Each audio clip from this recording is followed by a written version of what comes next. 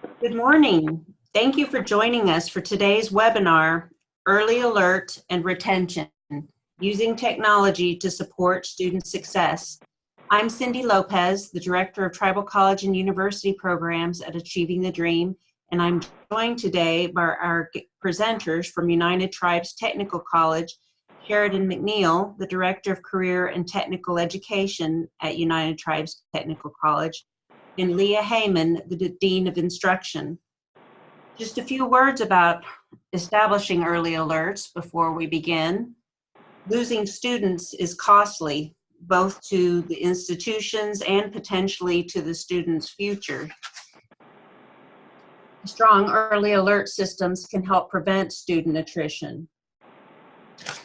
Some important elements of early alert systems include defining the target student population, defining a clear intervention process, and creating a formal feedback system. With that, I am going to turn it over to today's presenters so they can share their journey in establishing an early alert system for United Tribes Technical College. Sheridan and Leah, thanks so much for being with us. I'll turn it over to you. Great. Thank you so much for having us. If you want to go ahead to the next slide, Cindy.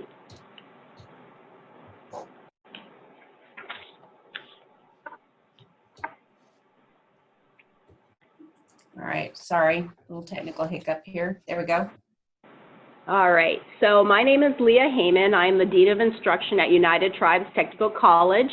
I've been at the institution since 1998, and I've served in several different capacities, but my most new position is the Dean of Instruction, so I'm in my second year within that position.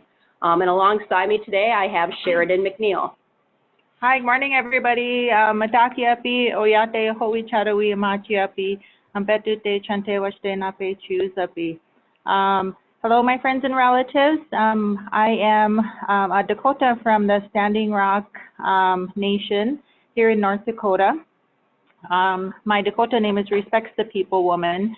And as you can see on the slide, my English name is Sheridan McNeil. And as Cindy said, that I am the Career and Technical Education Director for United Tribes. I've been with United Tribes for about 4 years now. So very happy and honored to be here with you this morning, and hopefully we can all learn from one another. So any questions you guys have, feel free to, I guess I'm not sure how, oh, okay, there's the chat box here. So yeah, just shoot us, your questions that you have as we're going along, and even comments and suggestions, would be greatly appreciated. Like I said, we're all here to learn from one another. All right, so we'll move on to the next slide. There it is. Okay, so here's just a snapshot of who we are, so you can kind of compare yourselves, if some of these apply or not. So each year we have about 535 unduplicated students, and throughout the year we have around 900 and 950 students total that we service each year. You can see, we are a tribal college, so we do have that, high percentage of American Indian, Alaska Native students here. One of the things that we're really proud of is we represent a really diverse culture of students here. So you could see that at any given point, we have over, 45 or more different tribal nations represented here. We have students from Alaska, Arizona, pretty much anywhere around the nation that come here. And we've had international students. So like I said, that's one of our big proud moments, I guess, when we talk about how diverse our campus here. We are an urban tribal college, so that makes a difference in our cultural diversity. We're located in the capital of North Dakota, which is Bismarck. And so we're not reservation based where, typically if you're a tribal college on a reservation, then you typically have those students attending school there. We are an open college, so you don't have to be native to attend here. And as you can see, most of our students are female, and our average age has been lowering. We've seen that lowering, which we're pretty excited about. So now we are at an average age of about 26 years old. We do service a high population of low-income students and Pell-eligible students, and 87% are single, which really kind of plays into some of the services that we're developing for our students, and we'll talk more about that later.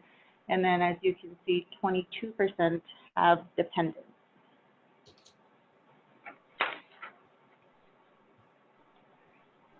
So when we first started implementing the early alert system or the retention module with Jenzabar, was about 2015 to 2016 when we started pulling data from it and implementing kind of the beginning of what we thought the system should look like. So in 2015, 2016, we started identifying our risk factors, which we'll, kind of talk more about later again. And then we kind of wholeheartedly jumped in 2016, 2017, and then 2017, 2018, we noticed, okay, like here's what we did so far, was good for not really knowing what we needed, I guess. You don't know what you don't know. And then 2018 and 2019 is when, well, like our light bulbs were just coming on left and right. Like the deeper that we got into the retention module, the early alert system, it was, we really, we're still learning yet, but that year, 2018, 2019 was when a lot of aha moments were coming to light. And then, throughout since we're continually improving it. Like I said, the deeper that we get, the more we're figuring out changes that we need, things that we're doing great. So we'll talk more about that as we go on. All right, next slide, please.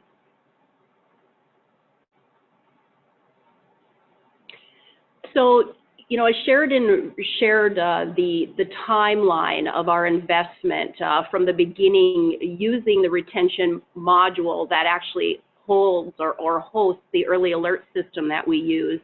You can see here that in 2017, this was really the time where we got some additional leverage and assistance with the Achieving the Dream initiative. And so from the sense data that we had gathered and were able to analyze and look at, we saw that our students had, in regards to high expectations and aspirations, the data showed that students, for the most part, there was some low high expectations. So you can see the numbers there.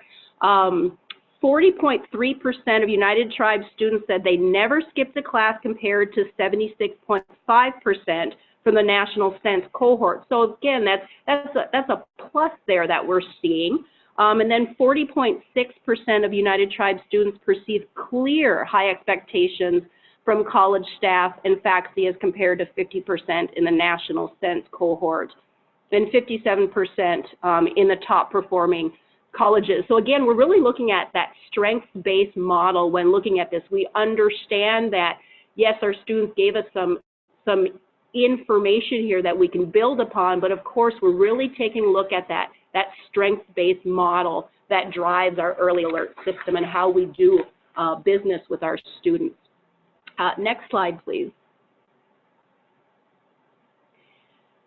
We also took a careful look at our developmental courses, in which a good majority of our students do place into. And as you can see here from this particular graphic, we were seeing that the attendance was quite a bit lower in the developmental courses.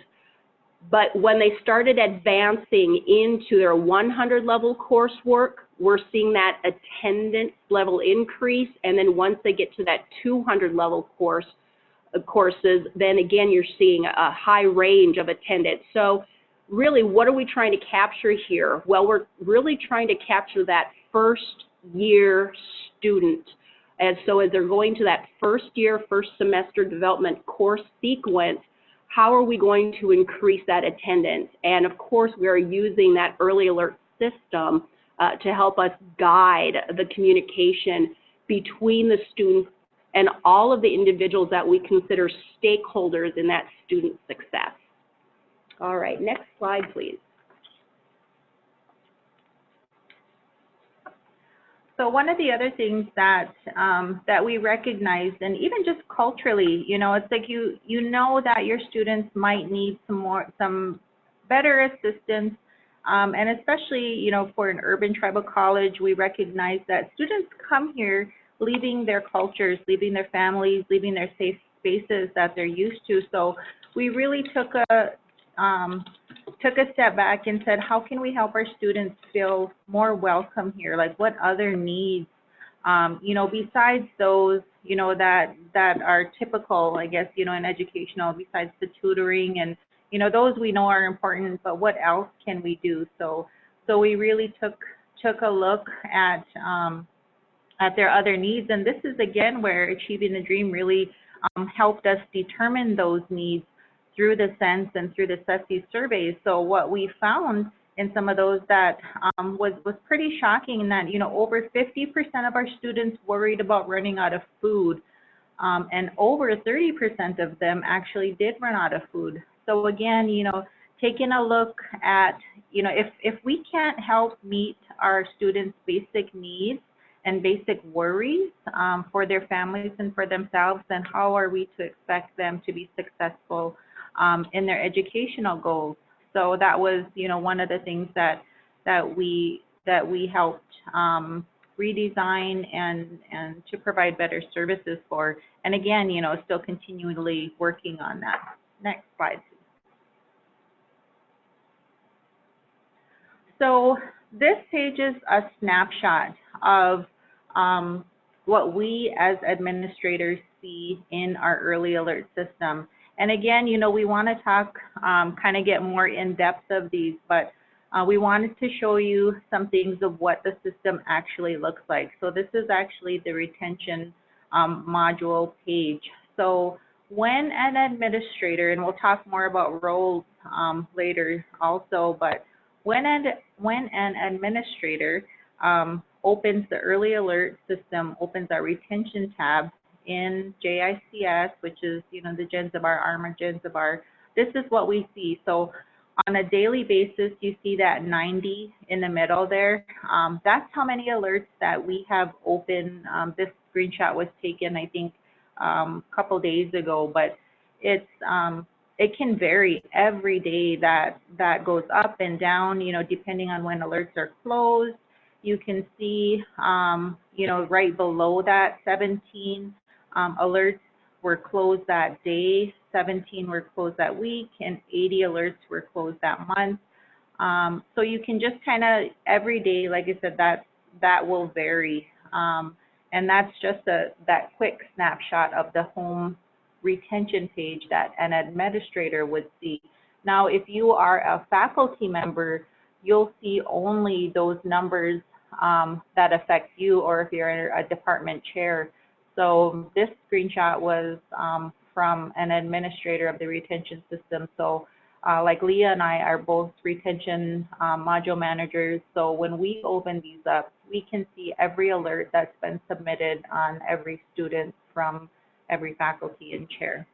And the one thing to note here is when you take a look at that 90, this is a really engaging system. So if you have a student that has not been in class for a week, that is one of our early alert red flags. And so if that student has missed all of their classes, and they are in 5 classes, 5 of those 90 alerts could just be on one student. And so it really gives you a clear indication. It's really a nice umbrella of being able to see what students are doing and not doing, and then how are faculty following up, how are they communicating that they have an early alert concern on that student. So that's something to really consider too. And again, this number fluctuates. We have a mission. There's a number of days we really kind of limit early alerts to be open. And we're not going to include that snapshot page here, but Sheridan and I can see if an early alert has been open for 7 days versus 1 day. And we really look at within 3 days, maybe 5 days at the most, is really almost too long for an early alert to be open. So we'll actually reach out to our faculty or our faculty advisors and have them follow up with that student. Next page, please.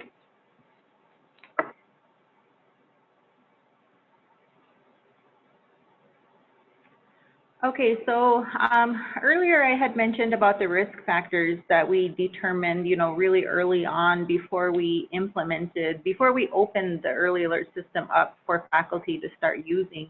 So there were diverse groups of people that went through a training in all on campus here.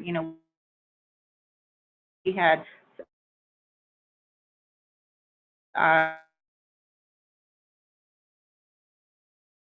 department, of course, were the leads on this, but we really included a good diverse group of voices on here just to determine what do we think our risk factors are, of course, faculty and administration. But so these were some of the risk factors that we thought were important to include. Now, again, having said that, we are, learning from our experiences and kind of rethinking this, like, is this something that is still relevant, after we have the system in place? So, again, learning and going forward, we are redoing some of our risk factors.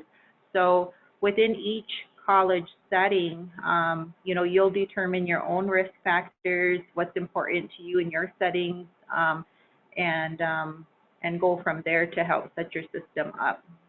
Next slide, please.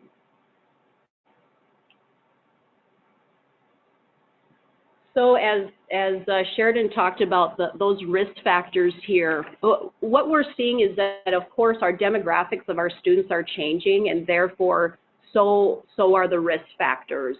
And so we are working with Jenzabar because we've identified some of the areas, but now Jenzabar is actually going to look at the data of our students to help us have more of a predictive, but also a transformative model that we're going to be using. So the front end that we first used was really that predictor model. And you can see here, if an individual actually, the lift, that marital status, if that is true, then you see that they have a plus lift of 64%. If they're awarded Pell, you can really take a look at how that hits our students. That's a 43% drop, not a lift. And these are old and outdated is really what we're trying to share here. So I think something that's very cautionary is when you are looking at developing your early alert system, you really need to think about the students that are walking within your buildings. It's going to be changing, and each institution's students are going to look different.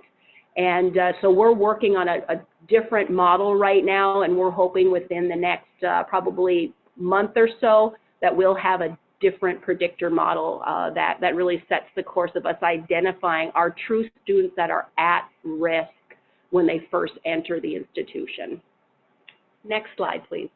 And I think just to kind of tell off of that quickly here before we move on to this one, is that, also really recognizing that, like I said, our student demographics are changing. Our students are getting younger.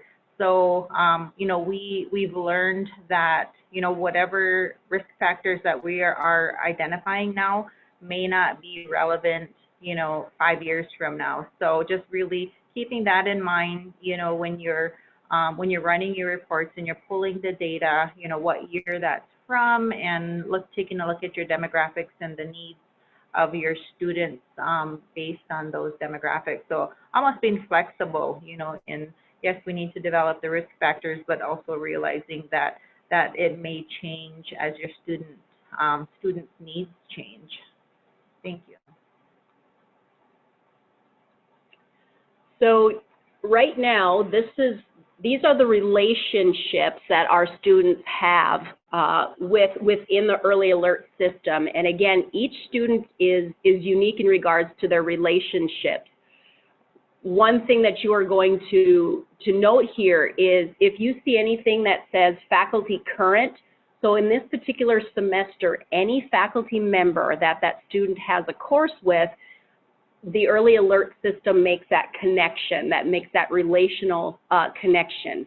And therefore, when a faculty member submits an early alert, and let's say the advisor for that student then sees it and then closes it, that faculty member who initiated that early alert will actually get an email back saying the early alert that you initiated has been closed. It will tell what kind of closure it is, if the student's been placed on a plan or what have you, but that communication is sent back to the faculty knowing that somebody has reached out to assist that student in regards to what current situation was really giving them some difficulty in maybe coming to class or submitting assignments or what have you. And again, that changes. So next semester, that same student will have a different list of faculty relationships, but you also see where there's a segment there that says faculty past.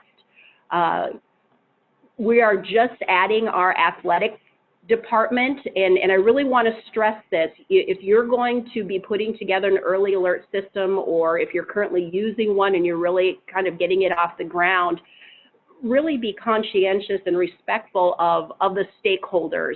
And it's better that you start with a smaller number. We really started with our faculty and our personal counselors, and they really helped us design and continue to help us design this particular intervention system. And so now we are starting to add additional people to this process. So this has roughly been about a 3-year process overall.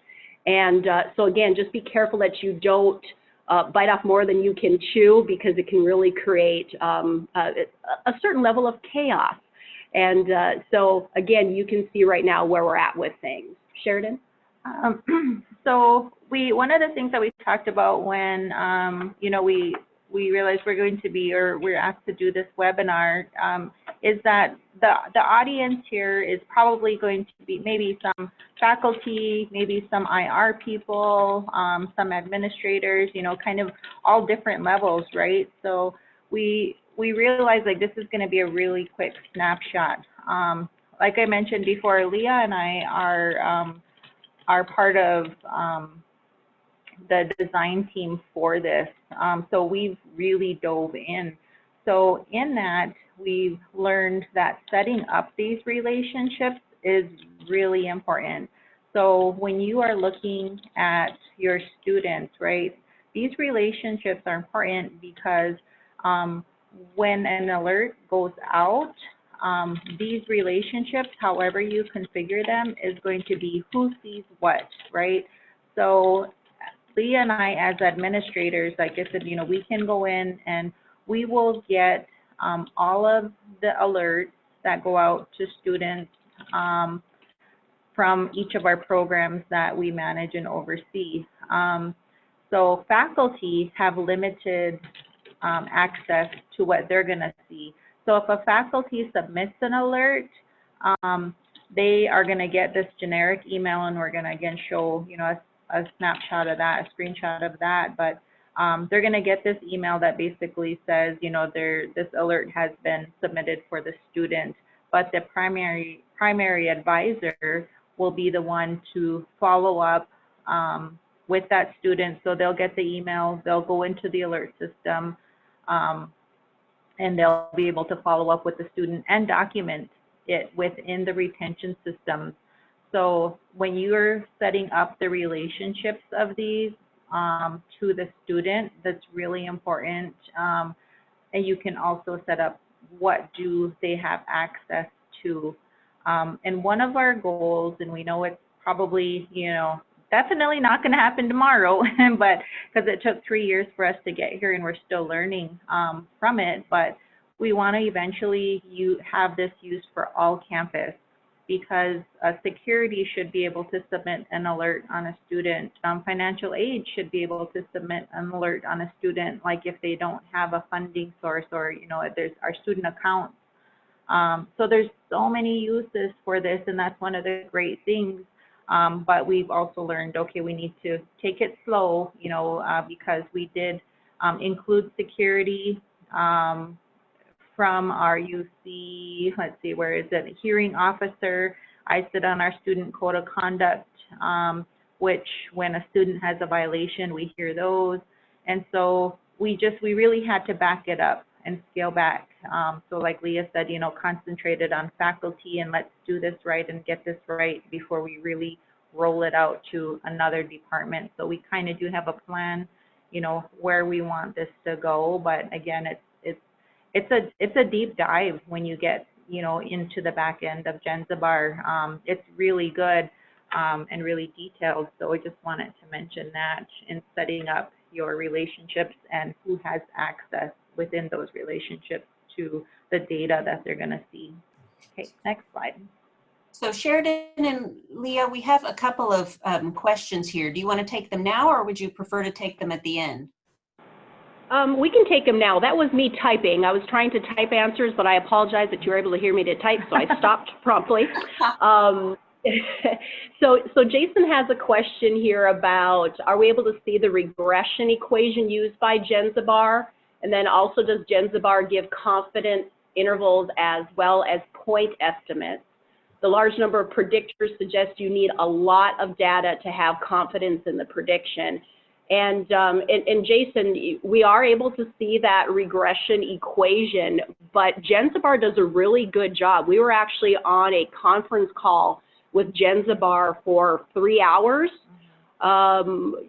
earlier, late October, because they have a checklist that they go through, because they want to make sure that they are designing and pulling the data that we have available on our students to make sure that they are creating the predictor model that we'll be using for future use. The other thing that we find exciting here is that we're moving outside of just the predictor model, but we're also doing one where it's that transformative. So as the students is experiencing things at the college, we are now able to put that actually into the model, whereas before we were not able to. And so this will definitely let us know that when a student perhaps maybe was showing a disparity in funding, but they have received several scholarships while here, that will change, and that will possibly remove them or change their level of risk. And so yes, you're right. There appears to be a lot of data out there, but we believe that we have that data available at this time because of how we piloted this and now how we're looking at refining the system. And then how was the buy-in from faculty and staff? And let me set this off, because Cindy said it so beautifully when she was recently here with us, is that there is that level of empowerment that happened with our faculty and staff. And it didn't start off right off the bat, because I'll use this scenario. If you've always had a person who drove a Ford pickup and now you're going to try and talk them into purchasing a brand new Chevy, you know you have work to do. And so really what we did is we were very respectful of our faculty and our staff as we invited them to partake in being really integral members of student success. And just even using words of inviting rather than saying this was mandatory, that they have to do this. We really had a number of people that really got on board right away. And for those few that really had a hard time finding maybe their purpose overall in this, they were eventually able to really step in and really feel empowered. And so we are constantly asking our faculty and our staff, give us feedback. What else are we missing? What else can we do? In fact, we have an all-hands meeting that's run monthly, and that's all of our faculty and some of our student support staff attend that as well. We did a 3-minute exercise with them, asked them to give us feedback on interventions. And we got great feedback, and we're going to be placing that into the design of the actual early alert. So really making sure that you have the right players at the table, which are your students, your faculty, and your staff. The users is so important to really get people on board, and then that sense of empowerment, you know, occurred for us. I think if I could just add to that, the faculty buy-in. So I don't know if we're blessed in that we're a smaller college. You know, we don't have thousands and thousands of students, but our faculty, one of the, I think, key things that we did with them, because it was tough. It was really tough having them, you know, buy into this. We got asked some really tough questions and blunt questions. In fact, one of the questions were really honestly like, why are we doing this? Because when we first implemented the early alert system, again, now we know, that we are doing so much better with it and seeing so much progress. But when we first implemented it, it was, here's the early alert system, this is retention, and we want to bring our retention rates up. And we ask them to use the retention system or the early alert system. Here's the button. When your student misses, or if you have an issue with your student, submit an alert. And then the alert sat there. Like, honestly, we had some alerts sitting there for 200 days because we knew we wanted to use the system, and we thought, oh yeah, when we have, we see troubles with a student, we're going to submit an alert. Well, then we quickly learned, then what, So we got asked those tough questions because those alerts sat there for a really long time. And that was a big red flag for us. That's when we knew we had to jump in and do something better. And so we had those tough questions, but the other thing that we really learned too, and faculty buy-in has been fantastic. And okay, let me step back. So when we got asked those tough questions, why are we doing this? We were just completely honest, and we said, hey, we know, we need to do better in this, but we're moving in that direction. And so we showed them, and the big thing that really helped with faculty buy-in is, one, they didn't give up on us or their students in doing this, but the other thing is we shared data back with them, and we're going to have some slides later on that are going to show you some of the data that we shared with them, and really making them feel not only empowered but important.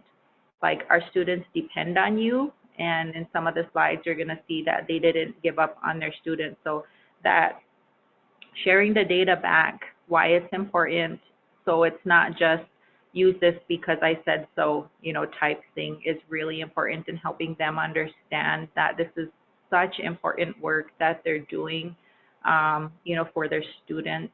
And we found that, it helped everywhere. Our financial aid office uses the data that's submitted, and we'll get into more of that, but we should probably move on. But thanks for those questions. Those are fantastic. And like I said, we'll be honest with you guys, and some of the things the challenges, that we are still overcoming, and challenges that we've definitely overcome. All right, so this is how we've really laid out the early alert system. And as you can see, there are 3 main alerts that come from the academic side of the institution. So there are academic behaviors, academic attendance, and academic assignments. And what we've done here is this snapshot really shows you that we're doing whatever we can to communicate to the user, which most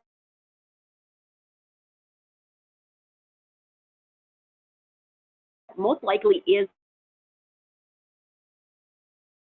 now, is that we're looking strictly in regards to what behaviors are our students exhibiting, what attendance factors are serving as barriers for academic success, and then the assignments themselves.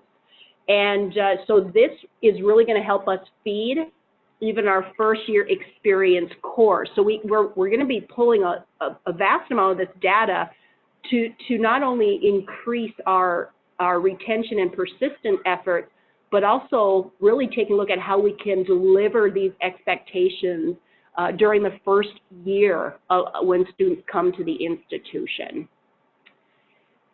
You'll see that there's others that are non-academic, so we do have an other category, and this might be maybe coming from housing, it'd be coming from an administrator. PC is our personal counselor, and then security.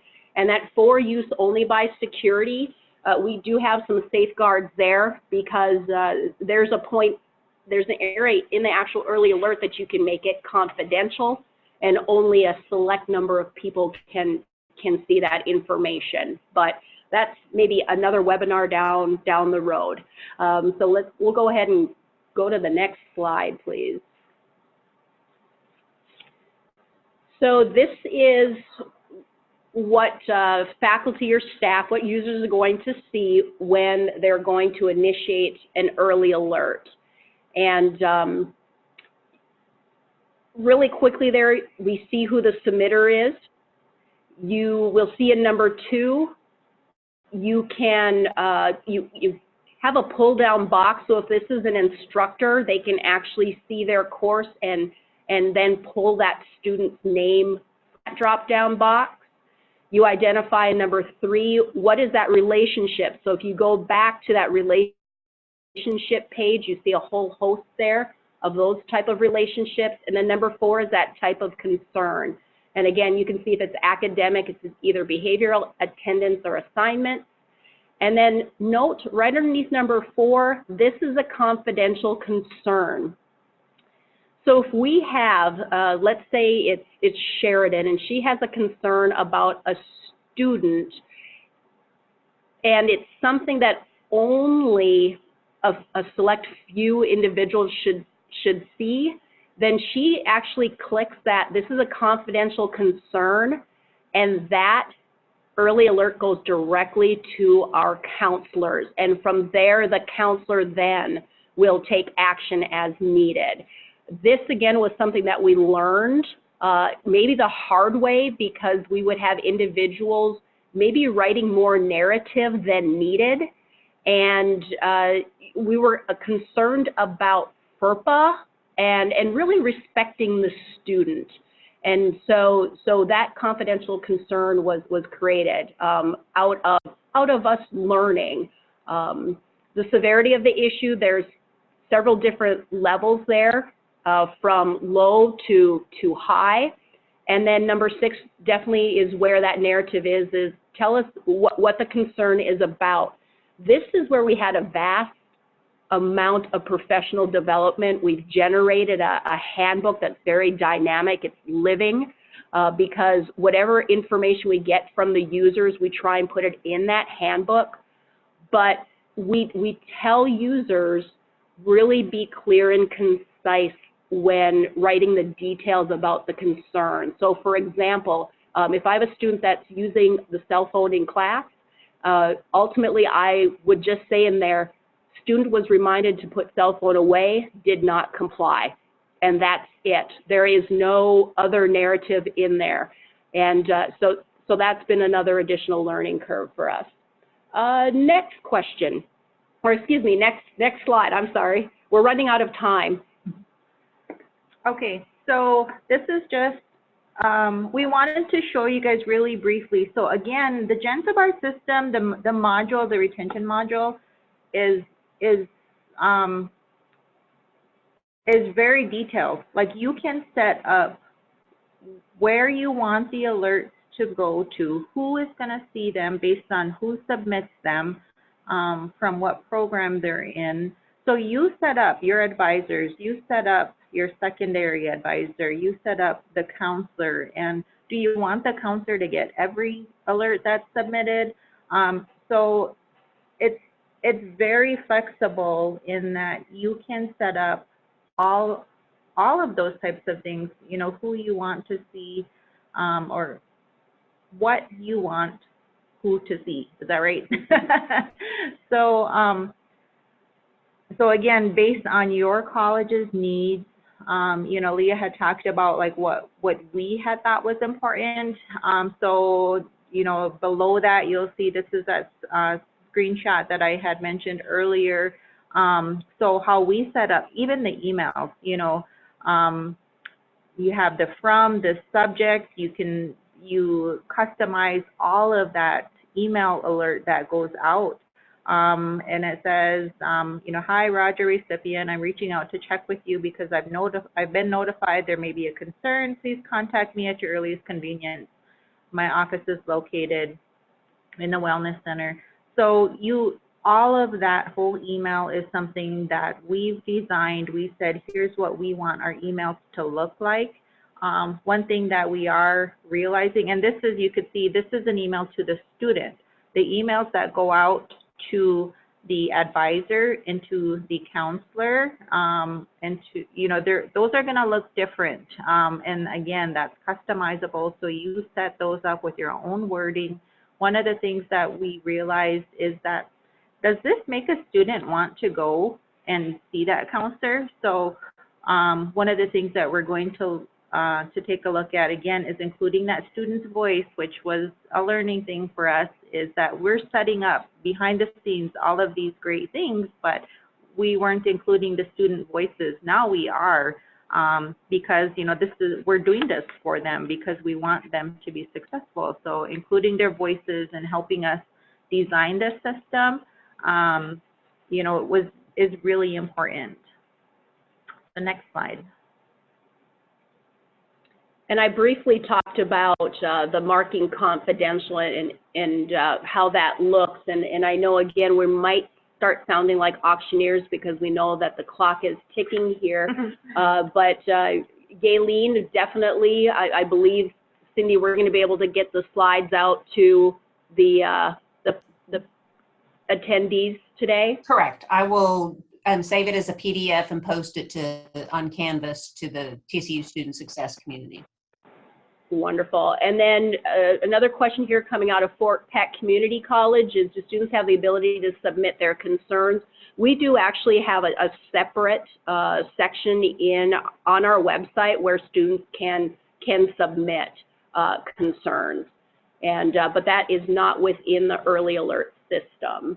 And then one more question here, Gayleen, do other staff members get to use this? Or will it only be the faculty when it comes to submitting? Actually, yes, we're moving along here in getting other department personnel. So definitely our wraparound service personnel like financial aid, our registrar's office, wellness and what have you, but we're really bringing them in first, making sure that we put them through a round of professional development before they get into the system. And because there is quite a bit of detail in regards to how to use this early alert system so that it is effective. And again, including those voices. So, you know, it's not just our retention team that is designing these, because once like financial aid is going to start using it, we want to make sure that it's something useful to them, and that it includes the information that they need to be able to submit that alert on a student. So we're bringing in, you know, the respective experts of their department to help design that piece of the module before we roll it out. So that's really important to include their perspectives and their needs in their voice. So we help get the system right for them. And Dawn, I think we're going to be able to answer your question here shortly about how effective the system has been for us. So we're going to move along into these slides kind of in quick fashion here.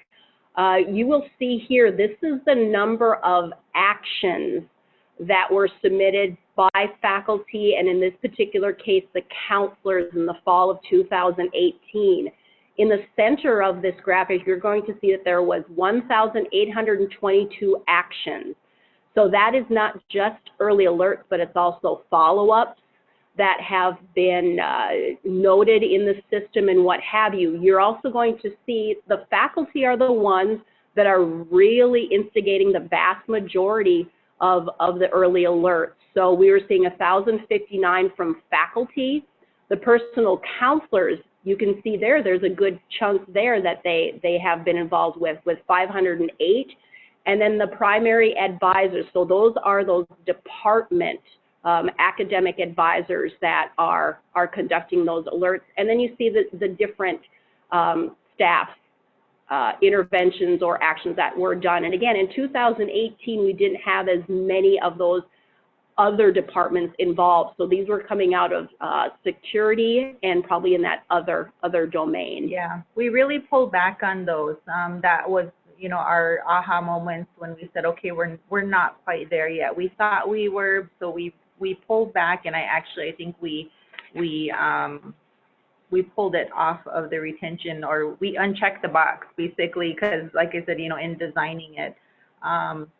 So Leah had mentioned follow-up. So what's great about this early alert system through Jenzabar is that when you document follow-ups through these early alert systems, this is the data that you will see from it. I mean, there's so much more data, but you can track it through there. So you can see the whole story of the student and how many, you can click on the student's name and you'll see when the early alert was first initiated, who followed up with that student, because, you know, again, Leah mentioned the professional development and training that we did with them.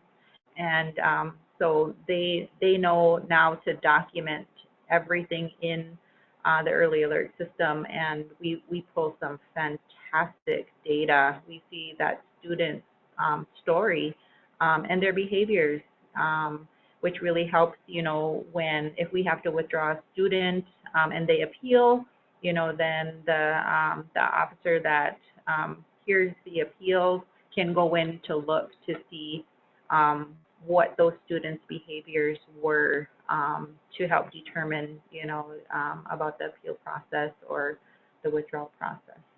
Next slide, please. So this is the graph that shows throughout the fall semester. So this is one that we say our faculty never gave up. You'll see, and this goes from week 1 in the fall semester all the way to week 16 in the fall semester. You can see this is how many alerts each week that was submitted in the early alert system. So these can be alerts from faculty, advisors, and again, you know, we can pull that to see who submitted what, but this is just a really good screenshot to show how much our faculty just didn't give up. Like, they kept checking on the student, they kept submitting the alerts to say, hey, we care about you, and so all of the follow-ups and everything. In that second week, we're going to talk about some challenges that, as an institution, that we know we have to overcome. So you'll see that first week to the second week, right, is census time and everything, and so you'll see that 176. We started using it immediately. Our faculty, you know, jumped in, and then we dropped down. We'll talk about that, and then, but so this is a really good snapshot using Power BI, which is another software, but so that's what this one is. Next slide. So now we're taking a look at that same fall 2018, and we have 217 students that actually had some sort of early event action noted in the system, whereas 210 did not. When we take a look at those individuals, you're going to see on the left-hand side, those who received those early alerts, did they successfully complete the term? And we're looking at there, 114 did, and those students, you're seeing them with the GPA in the center, but we're seeing 103 students that they may have completed the term, but they did not meet that 2.0 expectation. Interestingly enough, if you look on the right-hand side of this, is the students who had the early alerts, the 217, their average GPA term was 1.12. So we're really noting that we were picking those students that were at risk. Those who had no early alerts, no actions at all, were holding a 3.29. So this gave us a gauge that this early alert system was being used with students that needed that additional guidance and support. Next slide, please.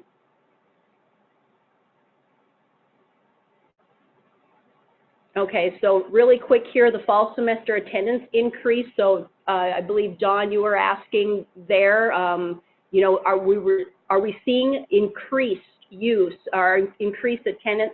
We are in those 100 level courses in this particular graphic. Again, you can see in 2017 was when we really started digging deep into the early alert system, and you can see that increase in 2018. If we go to the next slide here, here's our general education course pass rates. You're going to see in the past 5 years, but of course we're really going to focus on that 2017 and 2018. And again, you're seeing that increase in pass rates. And so, you know, that was our strategic area, number 2 that we focused on. So again, we believe that this intervention tool is assisting in that. Next slide. All right, and then the pass rate. So core course pass rates, those courses that the student is taking in their major. And again, you can see that the pass rates, again, are increasing starting fall 2007 and 2018 as we brought in this early alert system usage. There are really significant increases in all of, you know, where it's general education or the core courses or those prep courses, and where we've seen those biggest increases, you know, from fall 2017, fall 18. One of the other things we learned, lessons learned, was the students received the alerts. So that was a huge thing because we weren't sending emails to the students to notify them, hey, an alert's been submitted, you know, we care about your success, and, you know, that type of wording. So, so one of the things that we think really play into these retention rates also increasing is that the students were notified. So they were getting alerts, and they would literally call the faculty, you know, Leah and I, and just say, hey, I just got this alert. What's it mean? You know, what's going on? And so that felt really good because they were checking up after they received that alert. So that was huge, and us including the students in on those early alerts. Okay, next slide. So again, when we talk about the persistence rates, right, is you can see the increase from where we first started using from 16, 17 to 17, 18. Now we're kind of seeing it, you know, there was a little drop there, but we're thinking what might play an effect is are redesigning our risk factors, like how are we really defining some of these things here. So again, you know, learning from our lessons, and we're excited to see, you know, our data from the next year to see how we're confident we're going to see this, you know, keep rising. But since implementing and with Achieving the Dream initiative, you know, from our action plans, and if any of you guys, you know, started back then, but we had to do the action plans, and we did increase this goal of persistence. So we're really happy with that. And this is something here that we really see, that the increase of that fall to fall retention, and this is again for our first year students. And so we are really, really happy to see that fall to fall retention. Again, this is something that, of course, we're going to continue to analyze and continue to hopefully see an increase in the efforts that we're conducting to retain our students. And again, I apologize for going so quickly here. Let's move to the next slide. And here's something, this is kind of a big aha moment, and this might be the last slide that we're going to get a chance to talk about. But here's what we have found. Although our faculty and staff they don't give up throughout the whole entire semester, they continue to send out those early alerts, we are finding that diminishing return. So generally, those students who have 1 to 4 actions, we're seeing that's benefiting. We're getting their attention. We're getting them to the right interventions. But when we start seeing early alerts start getting bigger in masses from 11 to 17 actions, you can see that rate of return is diminishing. And so this is, again, something that we're going to be taking a careful look at in regards to what's going on with these students once they get to that 11th early alert. And mind you, this is just within the semester. So this is not the student's academic history here. So what this type of data really helps us do is, like, so thinking ahead to our holistic student services, right? Like what, where, and what's great about, again, this module, this retention module, is we can track this. So we didn't know this data before because we didn't have it. So we know if a student has 10 or more alerts submitted on them, their success rate greatly decreases. So if we can catch them before they have that many alerts, then hopefully we can increase their success rate. So catching them means we can go into the alert system. We can take a look at those specific students and reach out to them to say, you know, hey, we noticed this is going on. What else can we do for you? So in talking about designing holistic support services, this is what's so fantastic about it, is because we see this, so we know that we can't let students get 10 or more alerts, because if we do, their success rate drops significantly. So that's what our hopes are for implementing better holistic support services, is to identify those students and to say, hey, what's going on, and how can we help you before they get to that point. And we've got a couple of questions here, and I think I'll address them, and then Cindy, I'll let you conclude. Naomi, has there been any feedback from the students on this program? Yes, it's pretty amazing to see students who they might get an early alert emailed to them, and Anna, this might answer your question. Whatever email we have in our data system that the student has provided us is where that early alert goes to. And so we have had students who have gotten an early alert from an instructor at, let's say, 10:30 in the morning, and they are already either calling or emailing that instructor within 5 minutes.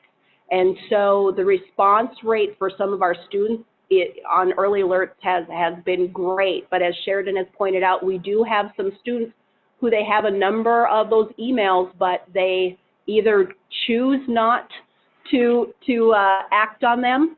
And so then we have to have other different layers of intervention. Emily had asked how many times we reach out to students before we close an early alert. We do whatever we can to reach out to that student. We say 3 times 3 days in 3 business days, but we've expanded that out. We call the dorms, whatever numbers or contacts we have, we do whatever we can to actually reach out to those students. And then Sheridan and I actually go into the first year experience course, and we conduct a presentation on the alert system, early alert system, with the students. and we really focus on the fact that we care so much about you.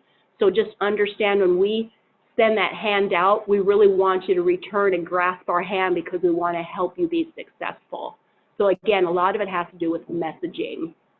So I believe we probably need to close out for now.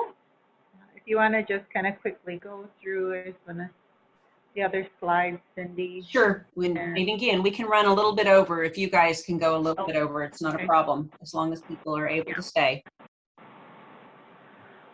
So just real quickly, we talked about this, but this is going to be ongoing, you know, as our student demographics and needs change. And so we are in the process right now of redoing our risk factors, and again, taking a step back and including more voices in these types of decisions. And so, you know, again, because the system is so flexible, you know, it really is great. You design it to how your institution and students' needs are and what you want to track. Next slide. Again, we've talked about, you know, some of these things already.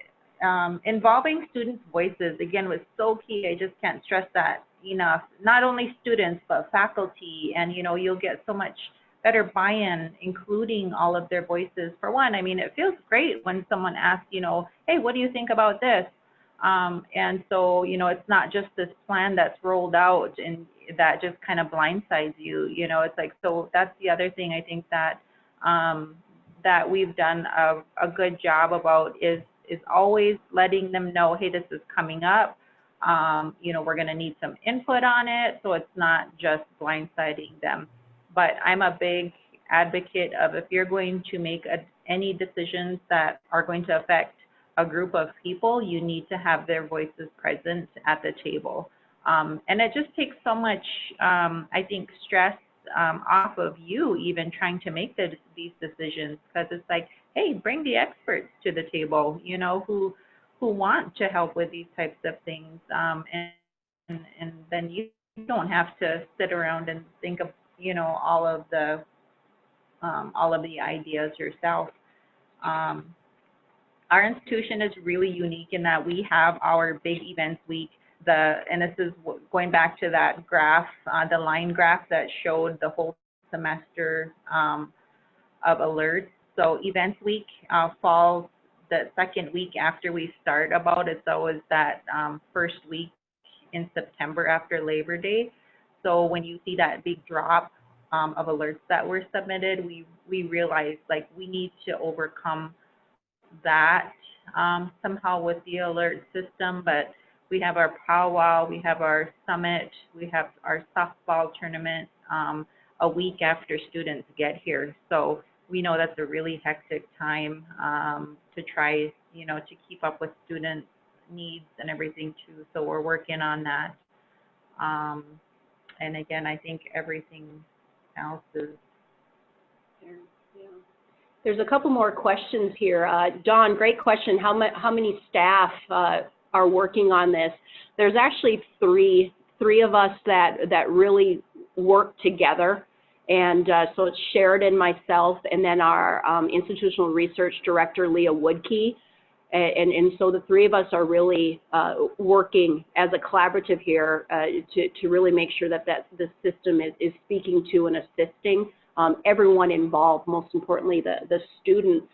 And then our enrollment for this particular semester, we're at 435, 434 this semester.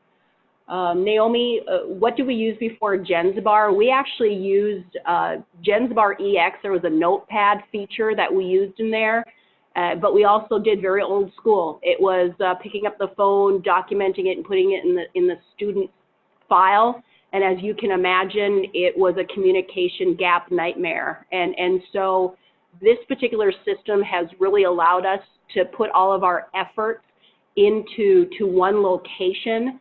So if we have a student who has been withdrawn by the institution based on certain circumstances, in the event that they do appeal, our administrators, our VPs will actually go into our early alert system and they're able to gather some additional data in regards to who was involved in assisting the students being successful, what strategies were used. And so it's really become a really valuable tool for many of the decision-making aspects of our institution.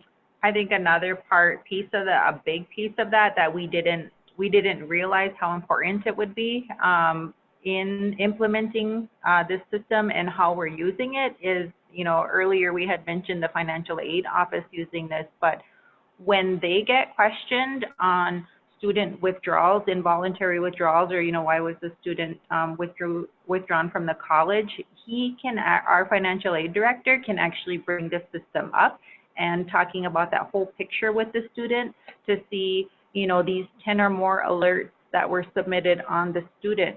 So again, that's a huge piece in federal compliance for our financial aid office in having that data to pull to show that it was justified, that, you know, that this alert, you know, the student had this many alerts and attendance or, you know, whatever it was. So, and a thing that we didn't talk about that we actually can see through this retention system is the students, all their grades. If we go to their course schedule, we can see the percentage of their attendance. We can see it's a really, and their grades, that's their current grades. So it's a really nice quick snapshot of how the student is doing besides the alerts that have been submitted on them. So again, it's very deep system, but very customizable. And, you know, but just know that it's going to be a working system, you know, and like Leah said, you know, it's taken us 3 years to get to this point, and we're still, you know, we have it submitted with academic, and that's, you know, we want to submit it to all departments so we know it's going to take a while, but we are definitely moving in the right direction with it. Oh, one last thing too. Leah Woodkey, Leah had mentioned, you know, as our institutional resource director, we just really want to thank her. She actually put the slideshow together for us. You know, like Leah said, that we work on this retention module system together very closely, but she couldn't be here with us on this call. She was actually double booked today for another, we're also working on our strategic plan, and she's taken a lead on that. So, but I know she wanted to also be here with everyone today. And I think we're getting to our last slide here.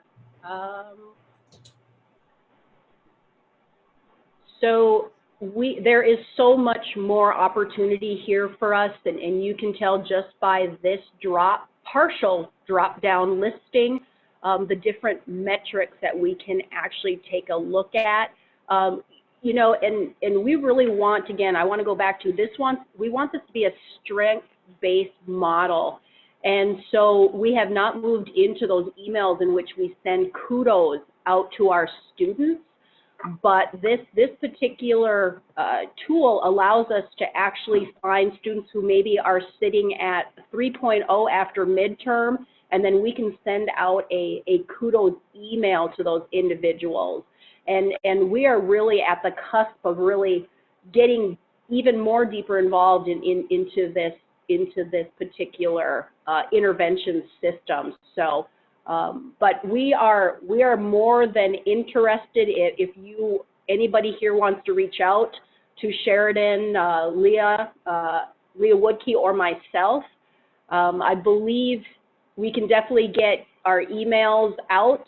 I can type them in, so if anybody wants to reach out to us via email, and if you want to set up another time just to maybe meet via Zoom or what have you with individuals, we'll be more than happy to do so. So, and Sheridan, if any ending words? Yeah, no, just wanted to thank everybody. Sorry for going a little over, but you know, it is such a great system, but it is so in depth. But we just wanted to include some of our successes and some of our lessons learned and lessons still learning from. So if you guys have any questions, yeah, maybe Cindy can provide all of our email addresses with when you send out the slideshow or something. But thank you for everyone for hanging with us. Thank you very much to our two presenters, to Sheridan and Leah. Thank you for the audience for all of your great questions and making this so interactive. And thanks again to Leah and Sheridan for providing their email addresses in the chat. I can also add them to the slides so that when you see the slides, you'll have the addresses there. Everyone have a great afternoon. Thanks again for joining us.